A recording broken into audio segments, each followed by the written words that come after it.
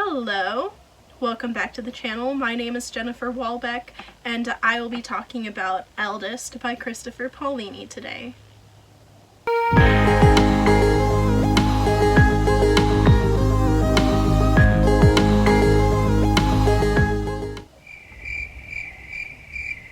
Oh yeah, I almost forgot. Book review! Oh my goodness, guys. Video 2 for book 2, this is amazing.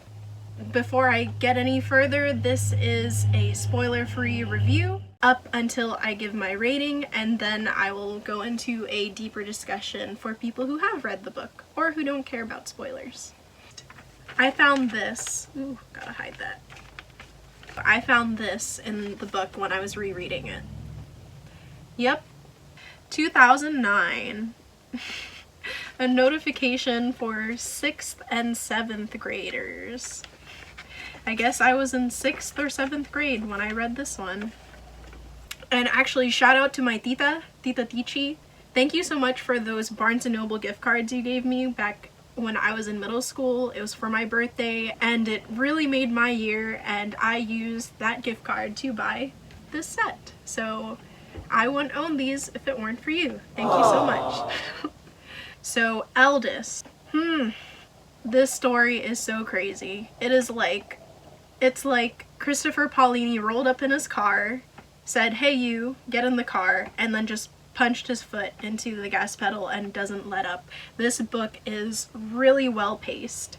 The story starts out with this really crazy event, really big event, of course, no spoilers, but after that it is just nonstop. One of the most enjoyable things about this story is the pacing, and I do believe there are two main reasons for that. The first would be the high stakes. Just starting at the focal point of this story, Aragon, at the beginning of the book, the story opens up on the aftermath of that epic battle defending the dwarven mountain of Farthendur. And even though Aragon, Arya, and Saphira were able to defeat Durza, before they managed to kill him, Durza inflicted a really horrible wound across Aragon's back. If I'm remembering it correctly, it's described as a massive slash from his right shoulder down to the opposite end of his torso. So his back is just... that was really lame. But because of this wound, Aragon suffers random bouts of agony. For no reason at all, he'll accidentally trigger an attack and he'll go into excruciating pain. And the way Christopher Paolini describes his suffering is just really awful, and you really feel for the character and what he's going through. And it's not just earning your sympathy for him, it's also adding a lot of pressure on the story and on you as a reader, because he is the chosen one. He is the one who's supposed to be saving everybody. He is the tip of the spear that is supposed to take down Galbatorix. And it makes you really wonder, how is he going to manage that when he can't even do basic motor functions? He's living in constant fear of the terrible pain that he carries around with him. And then, not only does he have to worry about that, in his immediate proximity, he is surrounded by constant power playing and politics, and people who are trying to use him to further their own ulterior motives or needs or goals. And this is something that I didn't appreciate as much as a kid, and I got a lot more into as an adult, because I really didn't understand it as a middle schooler reading this. I just thought it was good guys versus the bad guys, and why are the good guys having drama and conflicts internally. But as an adult, it's a lot more nuanced, because part of Aragon's role as a dragon rider is being the balance between the forces of not just good and evil, but also the many factions that constitute that umbrella term of good guys. The dwarves, humans, and elves all equally want to have a claim on him, and it's up to him to make the right decision. And speaking of making the right decision, he's also treated really differently. just because of his status as a dragon rider and as a Shadeslayer, people just treat him with this immense sense of awe and respect that he's not really sure that he deserves or has earned yet. And Christopher Paolini does a really good job of weighing his youth and inexperience against the immense magnitude of his situation. And it's just really unreasonable to expect that he's gonna know the right answer 100% of the time. It's just continuously layering conflict upon conflict and another problem. And not everybody necessarily likes him. I thought, the first time I read this as a kid, I was confused because I thought, oh, he's the new dragon rider, everybody's supposed to support him, but that just isn't the case. There are people who have either something against him personally, or they have something against the dragon riders, and they do make a good argument. Are the dragon riders really worthwhile if they were nearly exterminated the first time around? So I disagreed with that viewpoint, but I could also see where they were coming from. Going back to why this was so well paced. First reason was high stakes, lots of tension. The second is Roran, Eragon's cousin. I thought that this was a really good writing choice on Christopher Paolini's part because it kind of adds a nice change of pace, because you'll read 1 or 2 chapters from Eragon's point of view, and then it'll switch over to Roran for a chapter or 2, and it gives you a break from the narrative of one or the other. And another thing that Christopher Paolini does really well is, even though Roran is just an ordinary guy, his situation is equally stressful and full of tension as what Eragon is going through. On paper, Roran doesn't really compare to Eragon. Like, he's just an ordinary guy going up against extraordinary circumstances. Who is he compared to his cousin? Eragon has magic powers, a dragon, a really cool sword, really powerful allies. What does Roran have to use against his conflicts and issues?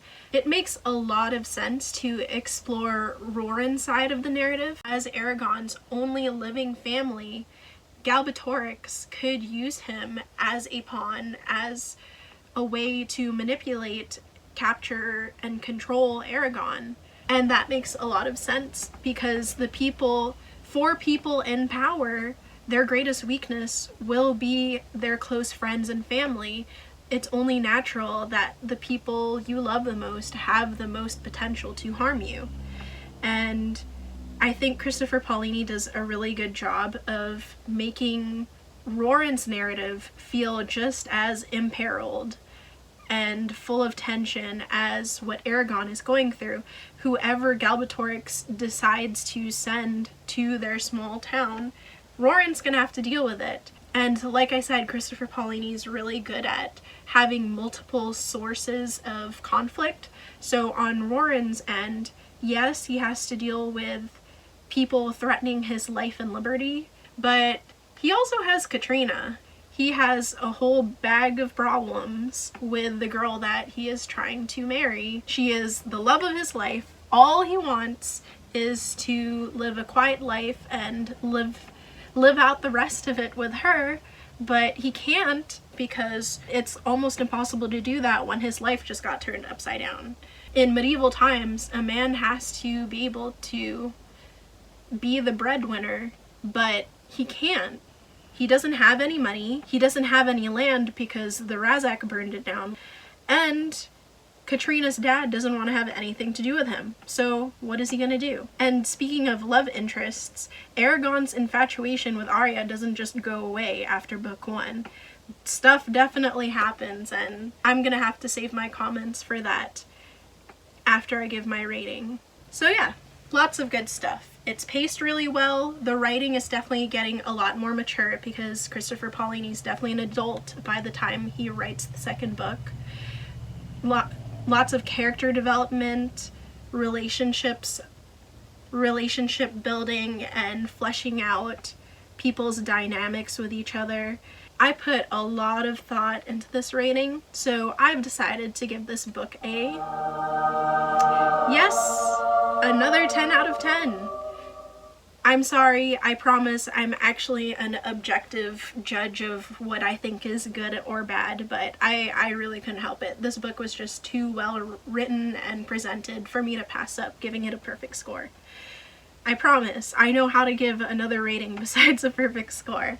This wraps up the spoiler-free book review. This is your final warning. Click away if you haven't read the book and care about spoilers. Thank you so much for watching, and I will see you in the next video.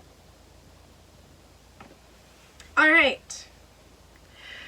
This is what I've really been waiting for because there's just stuff to talk about. Why?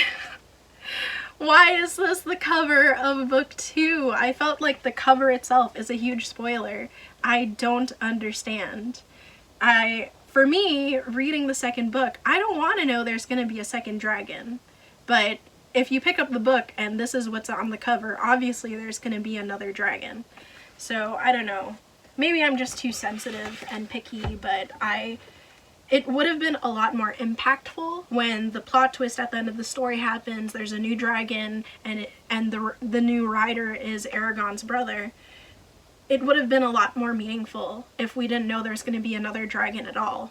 The second thing, Eragon and Saphira get friend-zoned so hard in this book. I feel so bad for them. The only person who's having a good time is Roran, and his life is a disaster. So compared to him, Eragon is so in love with Arya and she is not having him. And then Saphira is elated at finding out another dragon exists, and yet he doesn't want to have her. I feel really bad for them both, but I like what it did for their relationship because they really give a lot of support for each other through the hardship of unrequited love. That was really painful, and it sucks because at least with Saphira, she got rejected one time and one and done. But with Eragon, he was repeatedly trying to get Arya to love him back, and she was just shooting him down every time.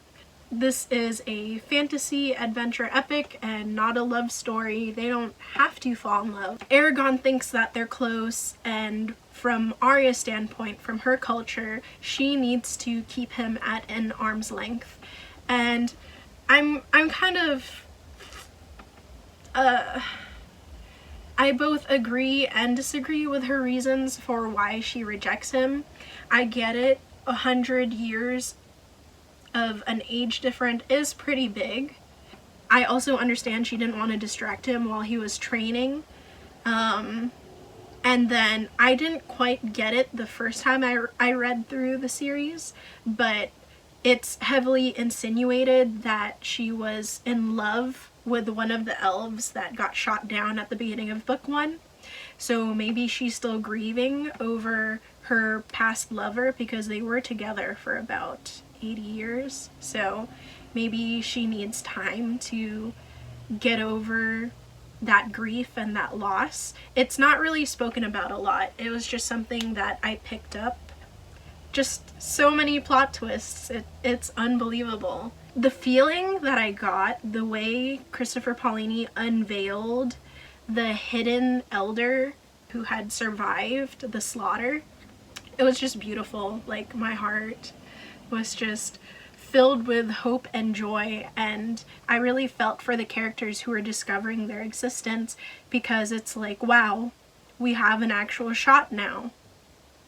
And the plot, I'm not sure how I felt about the plot twist with Murtagh and Eragon being half-brothers. It was definitely kind of like that Luke, I am your father scene in Star Wars.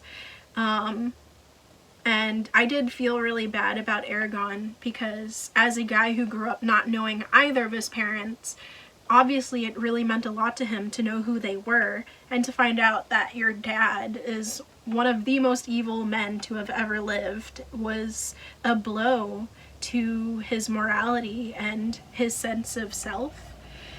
So that was a crazy way to end book 2. and I have ranted on long enough. Thank you so much for watching through yet another video. Please like, comment, and subscribe. It feels so weird to say that. Maybe I'm not gonna say it anymore. But definitely leave a comment. Leave a comment. What did you think of the video? What did you think of the book? Do you agree or disagree with me? Just let me know what you thought. Please try to keep it as spoiler-free as possible if you have read the book. And I will see you next time. Bye! Thank you so much to everybody who supported video 1. You have no idea how much it means to me. Thanks to my family, my mom, my sister, my aunt. You guys are the best. I love you.